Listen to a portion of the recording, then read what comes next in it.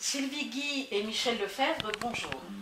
Aulnay-Cap est très heureux de pouvoir recueillir votre parole à propos du programme que vous proposez pour les prochaines municipales 2020. Est-ce que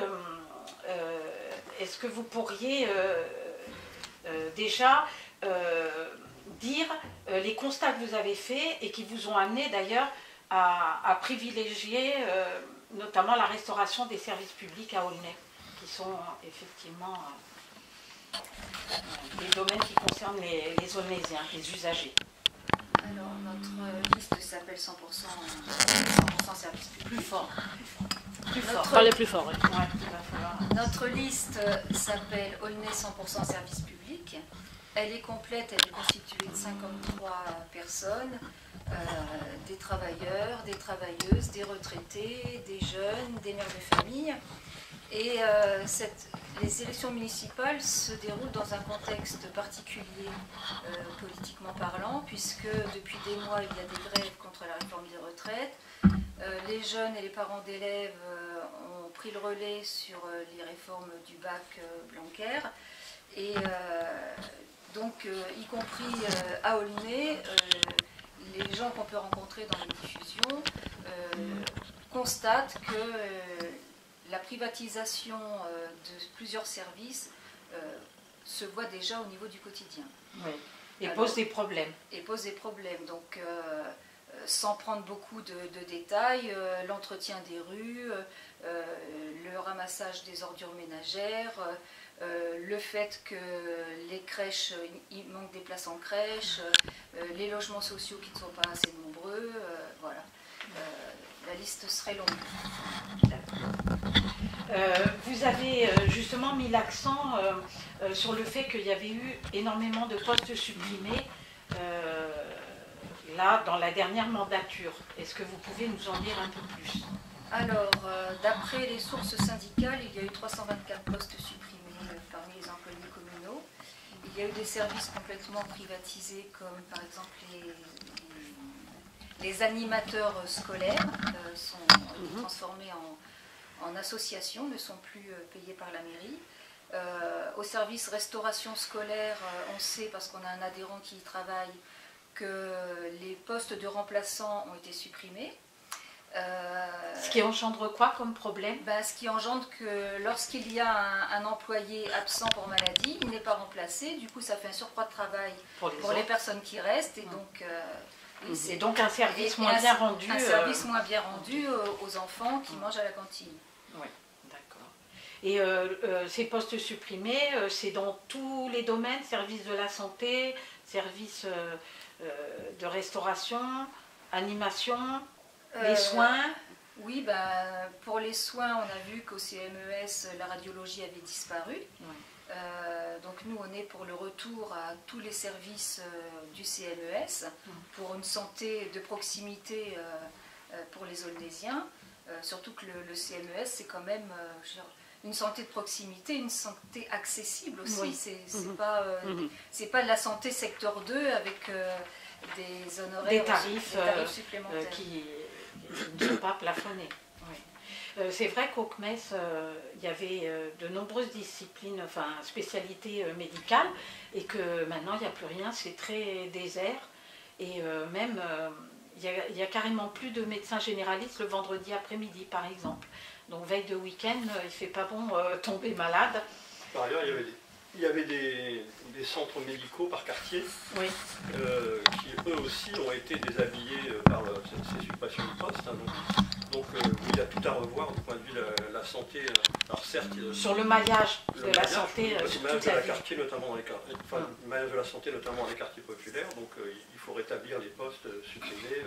Et ça, c'est un donc des objectifs de notre liste. Donc poser réellement, concrètement, retour à 100% de service public. Oui. D'autant qu'en fait les postes sont supprimés sont la conséquence directe du pacte signé entre Béchiza et Macron qui oblige la commune à ne pas dépasser de plus de 1,2% l'augmentation du budget, et ça a forcément des conséquences sur la masse salariale, hein, puisque c'est ça qui coûte le plus cher, la masse salariale. Oui. Donc là, on est sûr de faire des économies quand on supprime les postes. Oui. Mais c'est vrai que du coup, ça pose le problème de l'utilité des impôts qu'on verse si en retour, on n'a pas des services publics efficients. Il est vrai que ça avait commencé déjà sous Ségura quand même, hein, la suppression de certaines spécialités médicales, et ça n'a fait que s'amplifier avec Béchiza. Du coup, ça oblige pas mal d'Aulnésiens à aller se soigner ailleurs, soit dans les villes alentours, soit carrément à Paris. Voilà. Donc, par exemple, si on parle de santé, continuons. Nous, on pense qu'une municipalité démocratique au service des travailleurs, de la population, des gens les plus faibles avec les revenus les plus bas, aurait dû intervenir pour défendre à l'hôpital Ballanger la mobilisation des infirmières, des aides-soignantes, des médecins, parce que c'est un aspect scandaleux aussi, c'est ce qui se passe à l'hôpital public également. Hein. Oui. Et donc le fait qu'on ne trouve plus de médecins en ville, qu'on essaye d'aller voir à l'hôpital pour essayer de se faire soigner, qu'on fait des queues gigantesques, tout ça donc, est à revoir. Hein. Alors, c'est pas propre à la ville, la responsabilité n'est pas propre donc à une municipalité, mais celle-ci doit aller dans le sens de la profession médicale qui se mobilise pour exiger des postes, des lits, etc. Oui, mais c'est-à-dire que, oui, il y a pas mal de problèmes pour lesquels les citoyens ne réagissent pas toujours, soit parce qu'ils sont aux prises avec leurs propres soucis, le travail, famille, etc., soit parce que les gens s'en désintéressent. Oui, mais enfin, ça aiderait si par exemple les panneaux lumineux annonçaient alerte, donc hôpital en danger, donc mobilisons-nous, allons. Une municipalité pourrait parfaitement décider d'aller manifester avec les... Ouais. Mais pour ça, il faut mobiliser.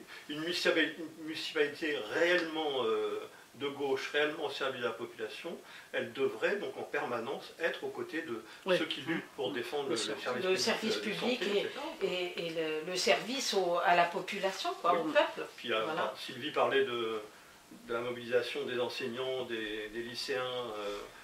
donc contre le bac Blanquer, donc le E3C pardon, et le fait de revenir à un bac national. Donc il faudrait justement mobiliser pour et une municipalité peut aussi aider à ça. Donc, alors, pouvez-vous expliquer au lectorat quel est l'enjeu de lutter contre le bac Blanquer par rapport au bac national?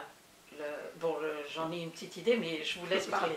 Oui, alors, ça paraît évident, enfin, pour moi qui suis enseignante, Michel aussi, enseignant, ça paraît évident, mais le bac national, c'était un bac où, partout en France, les épreuves étaient les mêmes, le temps de l'examen était le même, et donc le diplôme était le même. Alors après, on ne l'avait pas, hein, mais c'était comme ça. Là, le bac en contrôle continu, on peut bien imaginer que d'un lycée à l'autre, on n'a pas le même enseignement. Et pas la même notation non plus. Et pas la même notation, ça peut être quand même pas la tête du client, parce que, bon, mais enfin, c'est plus anonyme, les copines sont plus anonymes, ça se passe dans son propre lycée, avec l'enseignement de ses professeurs. Et le problème, c'est que les premières épreuves commençaient là en janvier. En janvier, il n'y avait qu'un trimestre de passé. Comment on peut noter une matière alors qu'il n'y a pas eu toute l'année d'enseignement? Bon, puis c'est clair que le bac du 93 n'équivaudra pas au bac parisien, par exemple. On a déjà vu ça avec le BEPC qui maintenant ne vaut plus rien. Voilà, et donc à partir du moment où ce diplôme n'est plus un diplôme national reconnu par tous, ça n'est plus une porte d'entrée pour l'université ou une porte d'entrée pour certaines entreprises qui recrutaient avec le bac. Oui, tout à fait. Donc maintenant, donc nous avons un peu abordé la question des centres de santé, de soins. On va parler aussi de l'état de nos écoles. Beaucoup ont déploré le manque d'entretien. Alors il y a deux phénomènes, il y a les locaux eux-mêmes et puis il y a l'entretien des locaux. Je sais que pour avoir une amie qui travaillaient pour la ville en faisant du ménage dans les écoles que déjà sous Séguéra, il y avait des gros problèmes où les femmes de ménage s'étaient mobilisées parce qu'elles ne voulaient pas passer de la mairie à une entreprise privée. Mais finalement, ça a été à marche forcée et elles ont été obligées de se plier aux décisions. Donc, qu'est-ce que vous auriez à dire par rapport à ça? Si vous étiez élu, qu'est-ce que vous feriez pour apporter des réponses à ces problèmes-là? Parce qu'apparemment, le ménage est beaucoup moins bien fait qu'avant. Alors moi, j'ai été enseignante et directrice d'école à Aulnay, dans différents quartiers, au 3000, à Hambourgé. Ça, c'est pas un problème nouveau. Moi, je l'ai constaté quand le ménage est passé au privé, parce que les personnes avaient forcément beaucoup moins de temps pour le faire. À mon avis, elles étaient aussi moins bien payées. Et moi qui travaillais en maternelle, par exemple, s'il y avait un morceau de puzzle qui restait par terre dans la classe, il disparaissait avec le balai, alors que quand c'était du personnel communal, le morceau de puzzle était ramassé, mis de côté, et on pouvait reconstituer le puzzle le lendemain. Oui. Ça a l'air bête comme ça, mais enfin, c'est important parce en maternelle, quand vous avez un puzzle qui n'est pas complet, il n'est plus utilisé. Voilà. Et puis si le personnel communal ne fait pas attention, forcément... Comment? Si le personnel communal ne fait pas attention à ce genre de... C'est pas le personnel pour communal, les puzzles, pour tout ça, il ne faut pas attention. Le personnel communal faisait attention.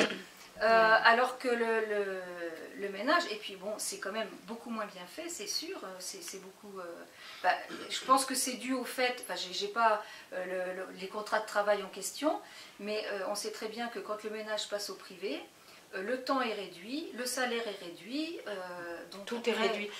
Moi, je sais par cette personne qui était femme de ménage pour la mairie et qui est passée au privé, elle a dit que ça n'avait plus rien à voir, qu'effectivement, elle avait moins d'heures, qu'il fallait qu'elle fasse plus et qu'elle n'avait pas ni les produits nécessaires pour faire son travail, ni le matériel nécessaire. Oui, puis les remplacements, c'est pareil. Je pense que si elle n'est pas remplacée, c'est ses collègues qui doivent venir après leur service faire le sien. Et donc Oui, donc c'est compliqué. Ça crée aussi des conditions de travail qui deviennent pénibles et difficiles.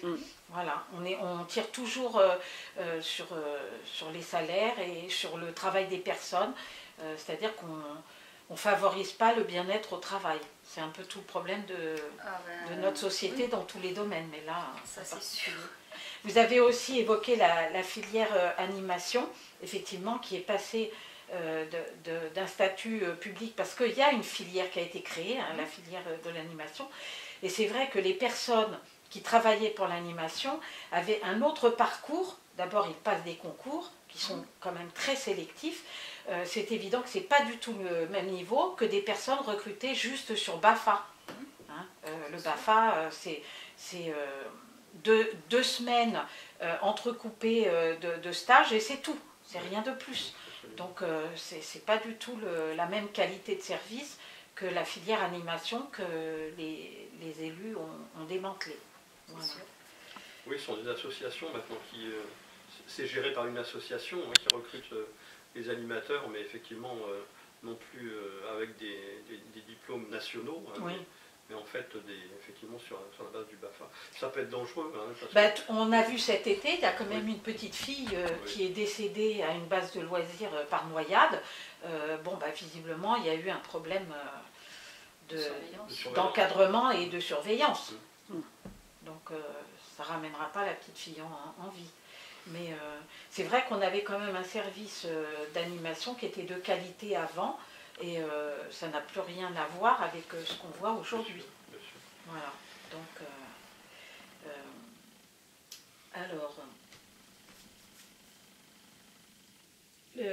on pourrait peut-être aborder la question du logement à Aulnay.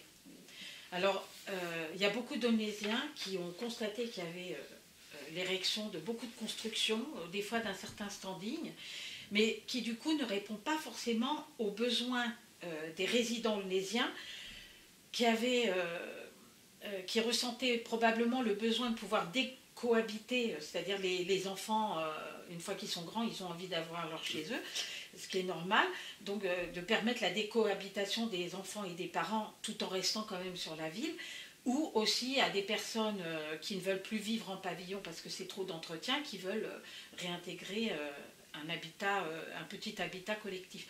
Donc là, tout ce qui a été construit ne répond pas, et surtout les niveaux de prix d'acquisition de ces logements s'adressent davantage à des personnes argentées, donc qui viennent de l'extérieur, mais donc c'est pas directement pour les Aulnaisiens. Qu'est-ce que vous pensez de ce qui a été fait là, de la tournure qu'ont pris les événements par rapport au logement? Alors, les immeubles qui poussent comme des champignons, c'est dû aussi au Grand Paris, à la Société du Grand Paris, qui préempte les terrains et qui détermine une zone de construction autour des gares, qui fait monter les loyers. Et donc là, les immeubles qui poussent, c'est soit effectivement, ça va être des loyers chers, soit de l'accession à la propriété. Mais ça ne répond pas aux besoins de la population qui a besoin de logements sociaux en location. Donc nous, c'est dans notre programme, on est pour augmenter le parc des logements sociaux municipaux pour répondre aux besoins des familles. On est pour que Aulnay Habitat construise des logements, parce qu'en fait, Aulnay Habitat, c'est les logements sociaux les plus, comment dire, les plus corrects, entre guillemets, sur la ville. On a beaucoup d'adhérents qui habitent dans ces logements, ils sont bien entretenus et les loyers sont modérés, c'est ce dont a besoin la population. Oui. Donc d'une certaine manière, là, tout ce qui a été fait ces dernières années ne répond pas vraiment à la volonté ou aux besoins des Aunaisiens. On sait qu'il y a des centaines de dossiers au service du logement de la municipalité, de gens qui demandent, comme tu le disais, dont les enfants, par exemple, voudraient bien partir du foyer familial et pouvoir vivre de leur propre leurs propres ailes, et donc qui ne peuvent pas, et qui sont chassés ailleurs, donc qui vont encore plus loin dans les banlieues lointaines. Et donc il faut créer des centaines de logements, y compris s'il le faut en préemptant les terrains qui permettraient donc de construire des logements habitat à loyer modéré. Donc, bon, là aussi, on sait que ça n'est pas propre à la municipalité, que tout ne dépend pas de la municipalité parce que... ça a commencé avec la municipalité d'avant. Oui, puis même c'est que la notion de HLM a été remise en cause.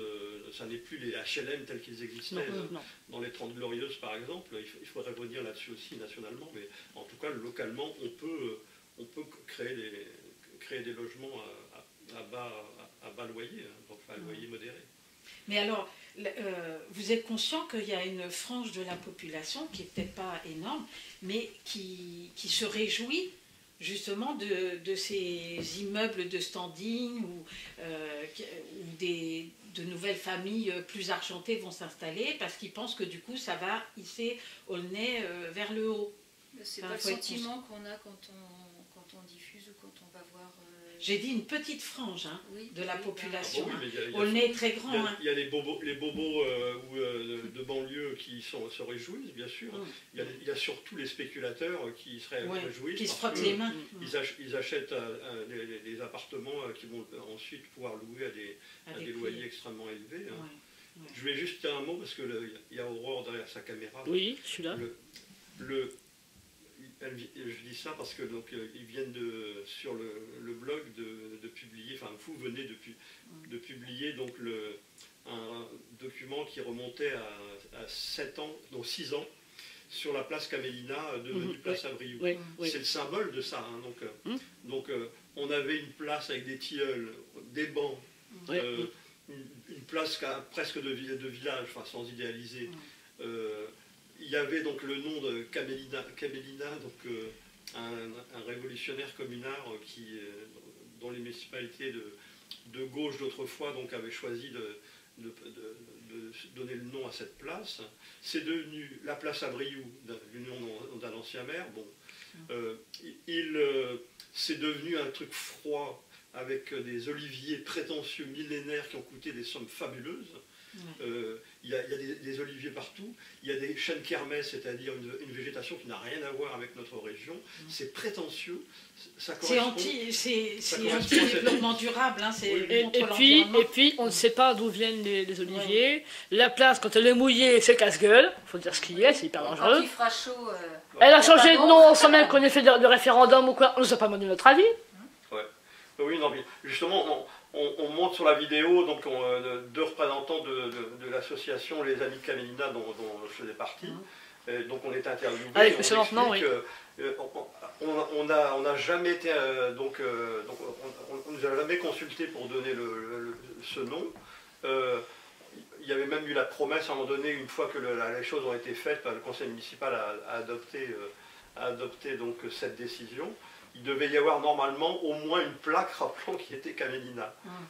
C'est fini. Je l'avais demandé, on m'avait dit oui aussi. Donc toutes les promesses sont cela étant dit, je crois qu'il y a beaucoup de Donésiens qui continueront à appeler cette place.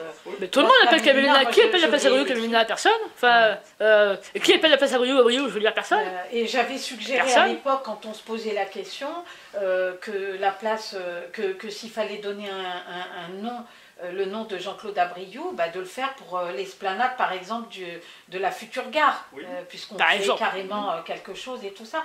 Bon, on n'est pas entendu. De toute façon, c'est un petit peu la marque de fabrique de cette... moi, j'avais pensé à... De surtout pas consulter les Onésiens et de prétendre savoir ce qu'on veut. Hein, voilà. Moi, j'avais pensé notre place, à Pierre Metta, un grand combattant d'Aulnay. Il est où son nom, je veux dire? Mais non, on n'a pas pensé. À Caménina, c'était Caménina, il fallait le garder.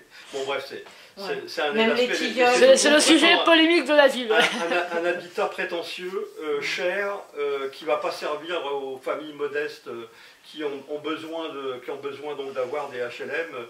Il n'y en a pas dans ce quartier. Hein, non. Maintenant, si on parlait un petit peu de l'eau à Aulnay, vous avez des choses à en dire sur nous, on est clairement pour une redistribution par régime municipal de l'eau. On l'avait déjà dans notre programme il y a 6 ans. Donc vous là-dessus. Est-ce que vous pouvez résumer les raisons qui vous poussent à faire plutôt ce choix-là que le choix qui a été fait de transférer à des entreprises privées? Je voulais juste rajouter qu'il est évident que s'il y avait une récupération de la distribution de l'eau à Aulnay, ça ne pourrait pas se faire simplement sur la commune elle-même. Oui. Et en fait, ça pose la question des syndicats intercommunaux. Il faudrait au retour à des pourquoi ne pas envisager que les communes autour d'Aulnay, avec Aulnay, ensemble, on exploite donc ce service de la distribution de l'eau en régie municipale. Ça permettrait de faire baisser les coûts, je suppose. Ça baisse, oui, ça baisse. La démonstration est éclatante entre la régie municipale et le privé, genre Veolia comme nous l'avons. Il est évident que le prix de l'eau est beaucoup plus bas donc en régie municipale. C'est ce qui a été fait, je crois, à Paris. Ça a duré pas mal d'années, mais ils ont réussi à remunicipaliser l'eau et ça a baissé les coûts. Ouais. Donc, voilà. Et puis on a une eau calcaire, c'est horrible. Oui, ça, ouais. C'est horrible. Je sais pas si on y peut il y a pire. La Blanc-Ménil, c'est pire. Ah bon? Alors, l'État, dans sa volonté de décentralisation, a poussé les communes à se regrouper en intercommunalité. Qu'est-ce que vous pourriez en dire? Alors, ça, c'est terre d'envol pour nous. Oui. Hein? Alors, c'est encore des services ou des prérogatives qui sont déléguées à terre d'envol. Et par exemple, le ramassage des ordures ménagères, c'est plus municipal, c'est terre d'envol. Oui. Du coup, quand vous avez un problème, vous appelez la mairie, on vous dit qu'il faut appeler terre d'envol. Nous, ça nous est arrivé d'avoir un problème. Et on dit, mais attendez, c'est pas nous qui déléguons. Pourquoi ce n'est pas la mairie qui appelle Terre d'Envol pour faire part de notre problème? Ah non, on nous donne le numéro, il faut qu'on appelle directement Terre d'Envol. En fait, les ramassages des ordures, il y a eu des tournées en moins. Et c'est moins bien fait. En particulier les poubelles, ce que j'appelle bleues, pour papier, carton, plastique, ils passent à une vitesse dingue et toutes les semaines, on peut en ramasser sur la rue. C'est-à-dire qu'ils ne prennent pas le temps d'accrocher la poubelle à la voiture. Ils vident comme ça. Alors les pauvres, je ne sais pas, ils vont peut-être Oui, se déjà au démettre niveau de l'épaule, tout ça. mais forcément, ils en renversent. Donc, bon. Donc en fait, le travail n'est pas Le très bien travail fait. est mal fait, il y a moins de passages. Avant, le ramassage des bouteilles de verre, c'était toutes les semaines, maintenant c'est une semaine sur 2. Les ordures ménagères, c'était 3 fois par semaine, c'est plus que 2 fois. Voilà. Donc le service est réduit. Oui. Oui, La et puis qualité aussi. moi qui habite à Mitry, je viens de me taper 1 mois et demi de panne SFR à cause de rats. À cause de rats, je l'ai appris par SFR il y a quelques jours, les rats ont bouffé le câble, donc il a fallu que SFR aille creuser dans les câbles de manière à pouvoir me rebrancher, pouvoir... Ouais, je voulais rajouter,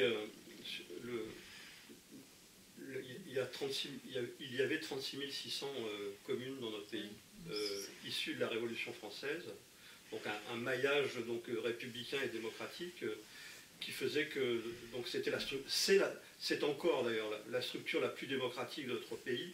On sait qu'un maire, il a des comptes à rendre en direct avec ses administrés, et c'est finalement cette chose-là que les lois de décentralisation donc, sous Mitterrand ont commencé donc, à mettre en cause, et tous les gouvernements les uns après les autres ont décliné donc retirer des pouvoirs aux communes pour les remettre à des structures qui ne sont pas élues.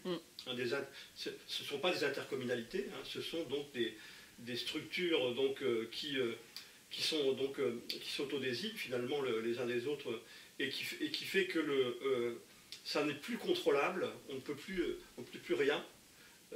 Donc la question c'est, là aussi, ce n'est pas une élection municipale qui va changer radicalement les choses. Mais en tout cas, donc un maire peut choisir avec son conseil municipal de résister, de traîner les pieds pour empêcher donc, le transfert de compétences qui sont celles de la commune. Nous, on pense que c'est profondément démocratique, profondément républicain, que c'est une base, d'ailleurs, on parlait tout à l'heure de la commune de Paris de 1871, c'est pas pour rien qu'ils avaient choisi ce nom, la commune de Paris, c'est donc une fédération des communes du pays, donc avec des gens élus. Nous d'ailleurs, on défend aussi l'idée que ces élus devraient être révocables, contrôlés, donc mandatés et révocables à tout instant, donc ça serait donc effectivement la démocratie. Je voulais donc embrayer sur parce que bon, moi, Michel Lefebvre, je suis le secrétaire de la section locale du POID, du Parti ouvrier indépendant démocratique. Et bon, Sylvie tout à l'heure donc a présenté le fait qu'on s'est battu comme des millions de travailleurs contre la réforme des retraites de Macron, contre E3C et la destruction du bac et le retour au bac national. En même temps, nous, le Parti ouvrier indépendant et démocratique, on pense que, et c'est un des points de vue qu'on veut défendre dans ces élections, il faut des municipalités ouvrières, mais il faut aussi un parti ouvrier qui combatte pour justement la reconquête des droits qu'on est en train de perdre les uns après les autres. Et puis par ailleurs, donc, on parlait de démocratie, nous on pense que la démocratie, ça passe par en finir avec les institutions de la Ve République, et donc une véritable république démocratique, il faudra l'élaborer, l'instaurer par donc une constituante souveraine, c'est-à-dire élire des délégués qui donc se réuniront en assemblée constituante souveraine et établiront d'autres institutions démocratiques dont la commune découlera. Donc mais c'est le point pour nous, la commune, c'est le point de départ, c'est le point d'appui plutôt de la mise en place d'une république démocratique. En cela, vous rejoignez un peu ce que prône France Insoumise, avec une éventuelle 6e République, avec les assemblées constituantes, etc. Oui, à la différence que la France Insoumise parle de tirage au sort. Nous, on ne cherche pas à tirer au sort les personnes qui feront l'assemblée constituante. Nous, on est pour élire les gens qui ont envie d'être élus et qui défendent un mandat. Mais tirage au sort, peut-être parmi les gens qui ont envie d'être élus, pas des gens pris au hasard. De toute façon, si quelqu'un n'a pas envie d'y aller, on ne force pas, je ne pense pas. Je voulais aussi, Catherine, tu ne nous as pas questionné là-dessus, mais donc oui, vas-y. Je fais la réponse. Surtout dans des villes comme Aulnay-sous-Bois, où la question de la coexistence des gens d'origine différente est sensible, la question de la laïcité est donc une question essentielle. Et pour nous, on pense que le programme 100% service public, c'est d'abord que tout l'argent public aille aux écoles publiques. Qu'on arrête de financer les écoles privées. Et ainsi, donc, ça sera un élément d'apaisement. Parce que pourquoi est-ce que donc on financerait une religion par rapport à une autre, enfin une école donc, religieuse par rapport à une autre.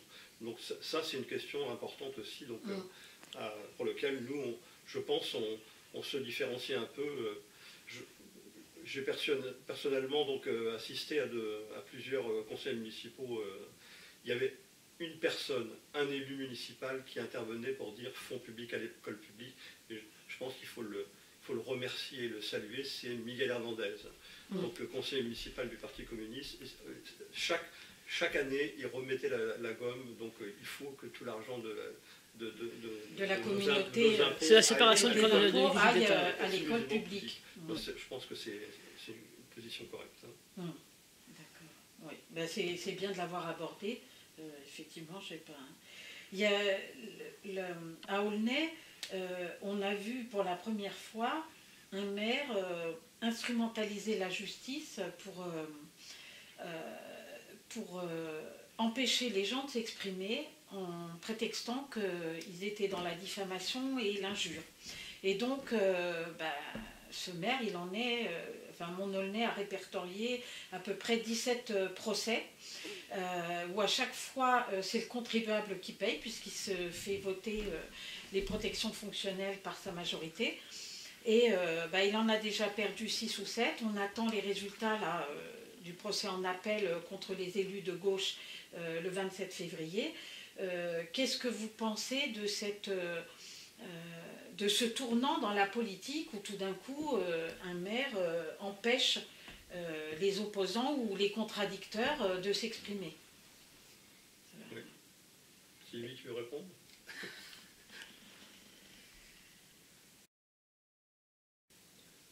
Moi, je veux bien dire, c'est évident que M. Béchiza a la fâcheuse habitude de considérer que ses opposants, il faut les traîner devant les tribunaux et non pas traiter de façon démocratique les choses, rencontrer les gens, rencontrer les associations, rencontrer les sections syndicales, etc., etc. Et donc essayer de régler, lui c'est, donc vous n'êtes pas d'accord avec moi, donc tribunaux.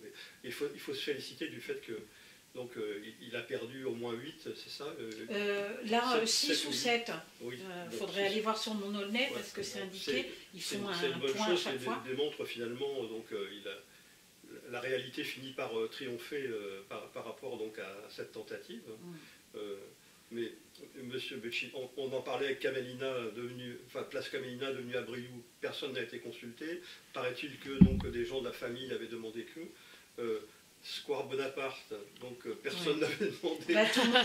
C'est toujours les mêmes qui se plaignent. Hein, Bonaparte, il paraîtrait que M. Bonaparte aurait fait creuser le canal de l'Ourcq. Ceci dit, il y a une distance entre le parc Bonaparte et le canal de l'Ourcq. Non, mais il a une fâcheuse tendance à décider seul ou en petit comité, au lieu de consulter donc, les Aulnaysiens. C'est ce qui est reproché de toute façon à Béchiza. Chaque fois qu'il y a eu des conseils de quartier, moi je suis allée à un et quand j'ai vu comment ça se passait, j'y suis plus retournée, j'ai pas de temps à perdre à écouter religieusement leurs décisions sans que nous soyons associés à ces décisions. Donc voilà, c'est vrai que Béchiza ne représente pas la démocratie. La démocratie, c'est effectivement tenir compte de ce que veulent les habitants. Et là, ce n'est pas le cas. Oui, il y a une frange de la population qui est certainement très contente de ce que propose Béchéza, mais on est quand même 86 000 habitants. Le problème, c'est qu'il y a aussi beaucoup de personnes qui ne votent pas, qui sont tellement dégoûtées de ce qui se passe que se disent que ça ne sert à rien. J'ai pas mal échangé avec des gens sur les marchés, dans les ateliers et tout ça, et c'est un petit peu... c'est assez désespérant, quoi. L'abstention dit quelque chose aussi. Hein. Oui, mais on ne peut pas leur jeter la pierre à ces gens qui... Bon, non, il y a différents types d'abstention, mais quand on constate que de municipalité de gauche à municipalité de droite, c'est exactement la même politique qui se poursuit ou s'amplifie. Oui. Au niveau national, donc, on est passé de gouvernement dit de gauche à gouvernement dit de droite, et c'est toujours des contre-réformes, de la destruction des codes du travail, des droits. Et des réformes qui passent au 49.3. Oui, oui. Bon, là, c'est vraiment un déni de démocratie. Hein. Je veux dire, le 49.3, il a été beaucoup utilisé contre les lois travail. Et là, il parle de l'utiliser pour la réforme des retraites. C'est extrêmement grave. Oui, c'est très grave. On est dans, que ce soit sur le plan national ou local, dans cette espèce de dynamique où il n'y a plus de démocratie et où certaines minorités veulent imposer à la majorité le démantèlement de tout, des services publics, des lois qui étaient protectrices pour les plus vulnérables. Et voilà. Le problème de la privatisation, c'est qu'au bout d'un moment, ça se voit. C'est-à-dire que là, vraiment, les rues, il y a des trous énormes. Et encore, ça va qu'il n'a pas gelé encore. Mais là, de l'eau et du gel dans les trous actuels, ça va complètement finir de détruire les routes. Aurore, il y a 2-3 mois, a eu le malheur de... Je me suis cassé la figure dans le nouveau cimetière de Lyon. J'ai mis pied dans un trou que je n'ai pas vu, ma cheville a brillé, et en torse carabinée, à m'a mis des béquilles. Voilà. Et que fait la mairie? Rien. C'est dingue, hein, que fait la mairie? Rien. Purée, je me casse la figure dans le cimetière, quoi. Le nettoyage de la voirie, le désherbage des caniveaux, tout ça, c'est... Il y a eu aussi, on a remarqué qu'ils avaient transformé les espèces de massifs. Il y avait eu des massifs de construits sous Ségura, où il y avait des bancs associés aux massifs. Sur le boulevard sur le boulevard de Strasbourg. Et là, maintenant, ils ont tout supprimé. Du coup, on ne peut plus s'asseoir. Et c'est pour empêcher les SDF de s'installer. Oui, mais les SDF, ils sont sous le souterrain de la gare. Encore là, tout à l'heure, j'en ai croisé. Que fait la mairie? Rien. Ben oui, mais justement, ça a été également reproché à M. Béchéza, c'est-à-dire qu'il se trompe de combat. C'est pas aux pauvres qu'il faut faire la guerre, mais à la pauvreté. Et en même temps, moi j'ai été opérée il y a 2 mois, il y a peu de temps j'ai quitté mes béquilles, mais j'aurais apprécié de pouvoir m'asseour. Voilà, donc j'imagine que pour des personnes qui sont handicapées de façon permanente, avoir des bancs de temps en temps, ou même des mères de famille chargées avec les enfants et les courses, ça m'est arrivé de m'asseoir et de me reposer avant de ramener mes courses.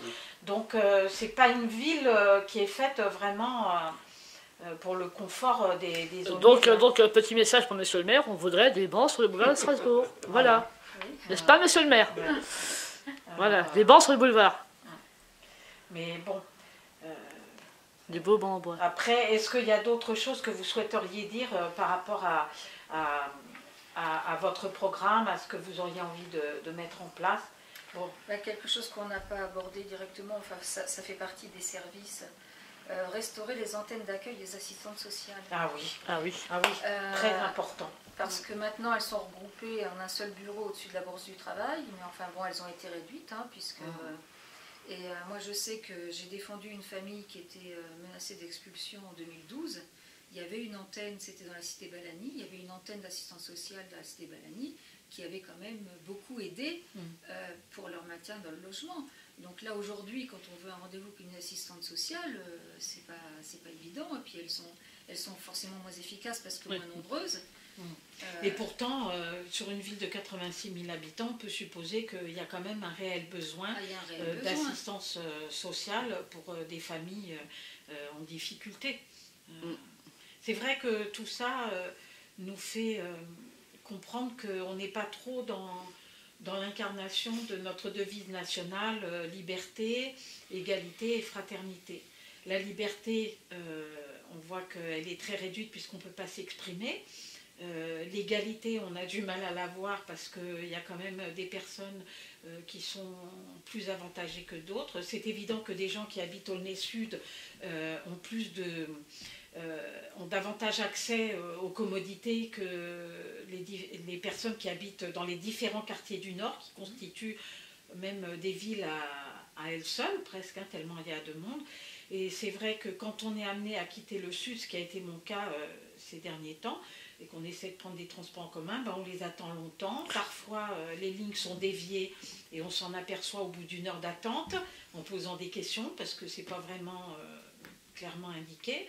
Et voilà, donc on s'aperçoit aussi qu'il y a beaucoup de nids de poules, que des fois il y a des éclairages mais ils ne sont pas en état de fonctionnement, qu'il n'y a plus de commerce. Par exemple, le quartier Mitry, il y avait un étau, et quand on voit tout ce quartier avec tous ces immeubles, on se doute bien que les gens ont besoin de faire leurs courses, ben, ils n'ont rien. Alors, le magasin Étau est la proie du bulldozer en ce moment, il faut le savoir.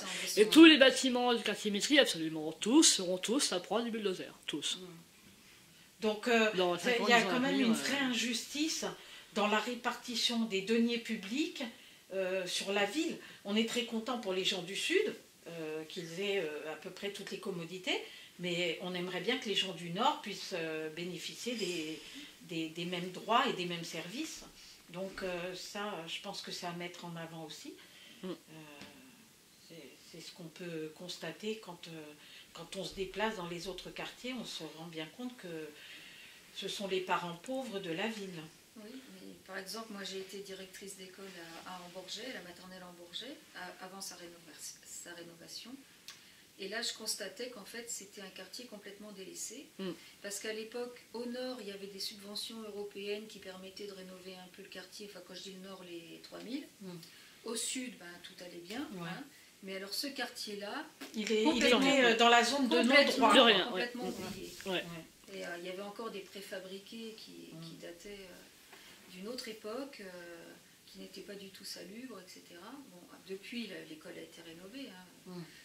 Mais, oui. Moi, je voulais rajouter une autre chose dans ce qu'on n'a pas abordé, c'est à la fois la question de l'environnement, mais la question des employés communaux. Sylvie l'a abordé tout à l'heure, donc il faut reconquérir donc un service de collectage des déchets municipal, ce qui donc permettrait donc de régler, en tout cas de réduire les problèmes des poubelles, de tout ce qui peut traîner dans la rue.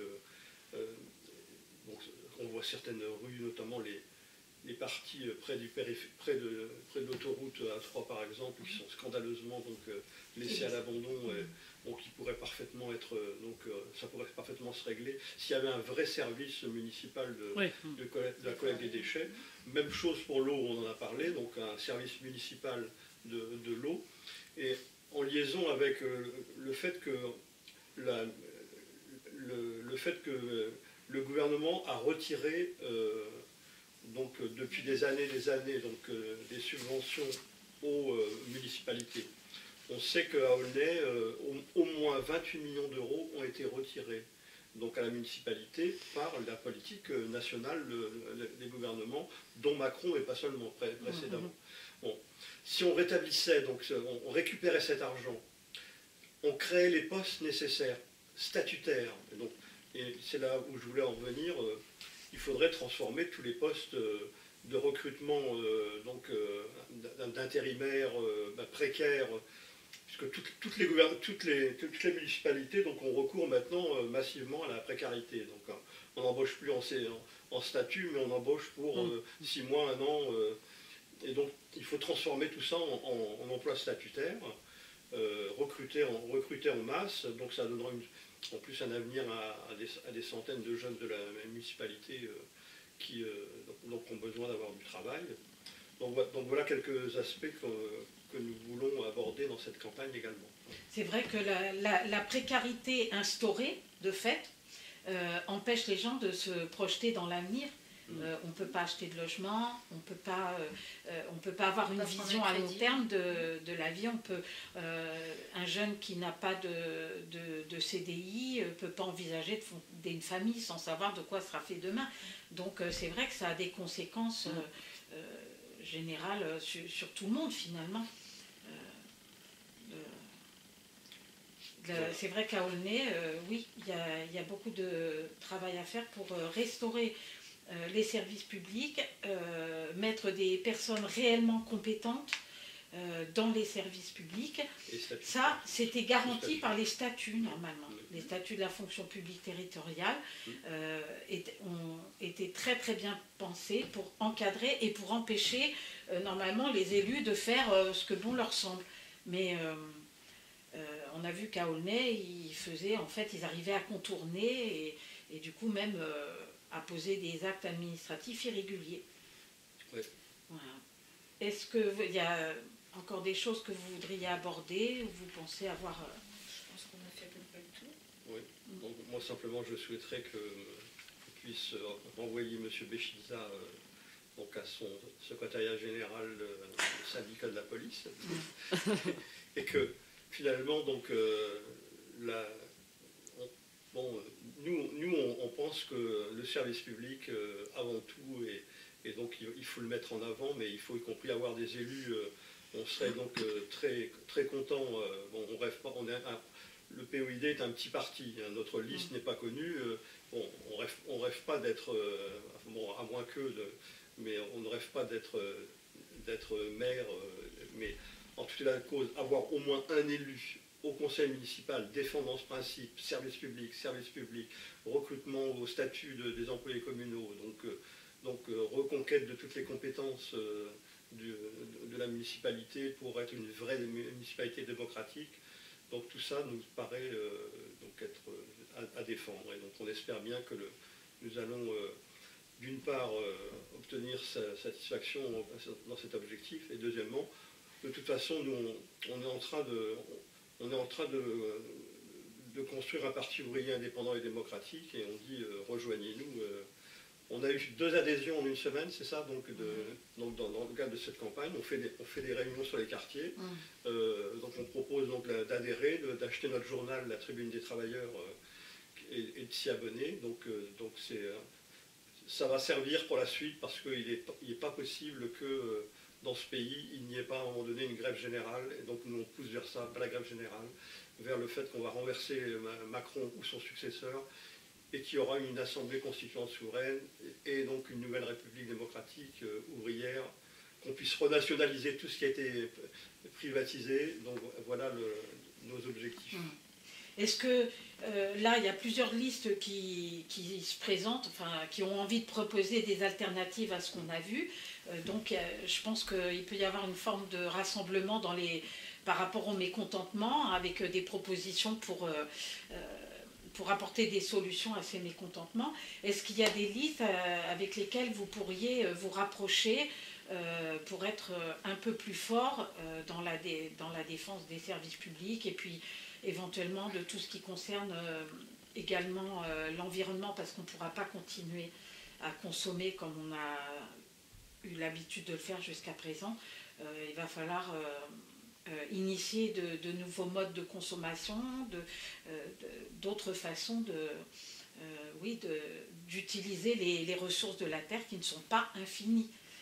Est-ce qu'il y aurait des listes avec lesquelles vous pourriez éventuellement vous rapprocher à l'issue du premier tour, pour qu'il y ait, pour que les voix humanistes et de gauche puissent exister quand même au sein de la ville, parce qu'il y en a. Oui, alors il faudra encore qu'il y ait des vraies listes de gauche qui se présentent. On a été en discussion donc avec la liste sur laquelle vous étiez aussi. On a participé à des réunions avec Aulnay en commun, avec la France Insoumise.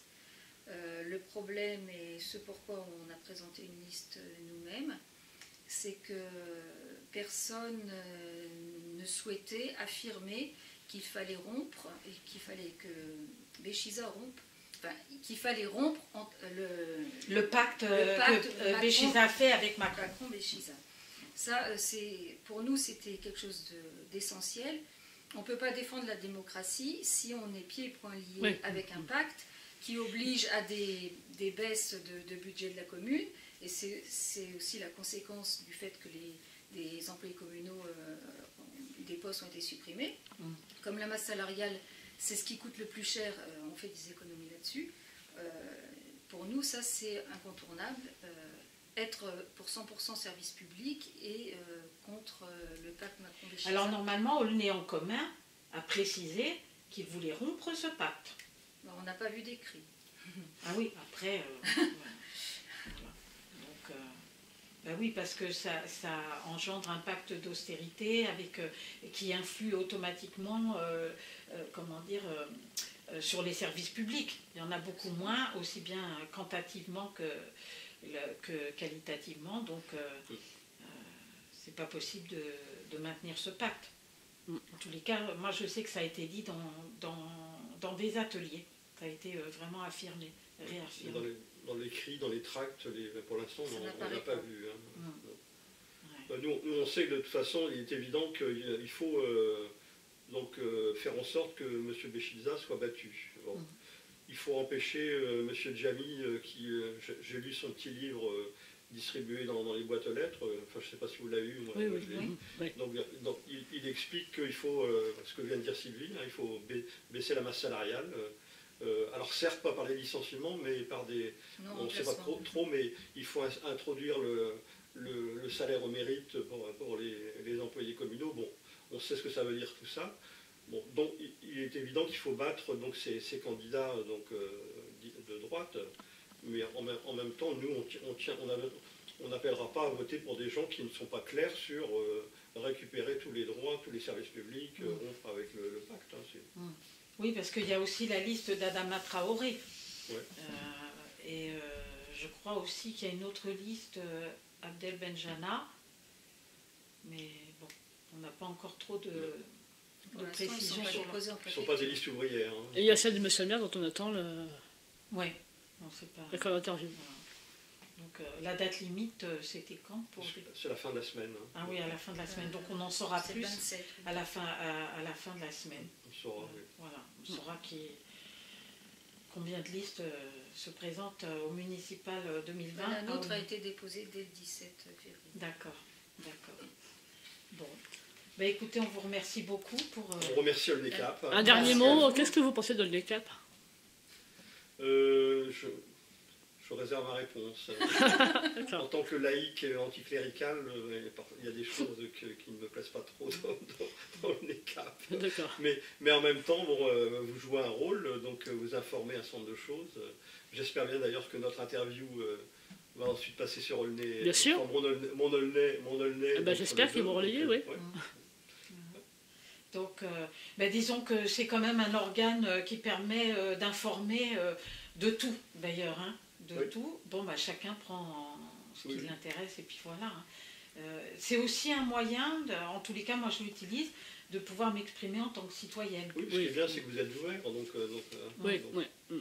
Ça, c'est effectivement l'option, puisque c'est Arnaud Kubaki qui a créé ce blog, et qui le maintient, qui fait l'assistance technique chaque fois qu'il y a un problème. Chaque fois qu'il y a un souci technique, c'est vrai qu'il a été beaucoup attaqué du fait qu'en fait, il a permis à tout le monde de pouvoir s'exprimer. Mais comme ça ne plaisait pas à M. Béchiza, à chaque fois, là, il passe, il aura le résultat du procès en appel contre les opposants. Parce qu'en fait, il a été attaqué parce qu'il a accepté de publier le communiqué de l'opposition municipale contre... la campagne FIDA, oui. Oui, les affiches contre l'homophobie. Voilà. Et ça date de 2016. Et donc, il avait été attaqué aussi à cause de moi, parce que moi, je ne m'étais pas gênée pour dire que les méthodes de Béchiza étaient les mêmes que celles qui avaient cours sous Ségura, et j'ai énuméré tout ce que je reprochais, ça ne lui a pas plu. Bon, j'ai été relaxée, il a été débouté. Voilà. Mais donc ça sert quand même à qui veut de pouvoir mettre un commentaire et dire ce qu'il pense. On va vous donner Alors, volontiers. Bien, on va vous remercier tous les deux. Merci beaucoup. Merci beaucoup.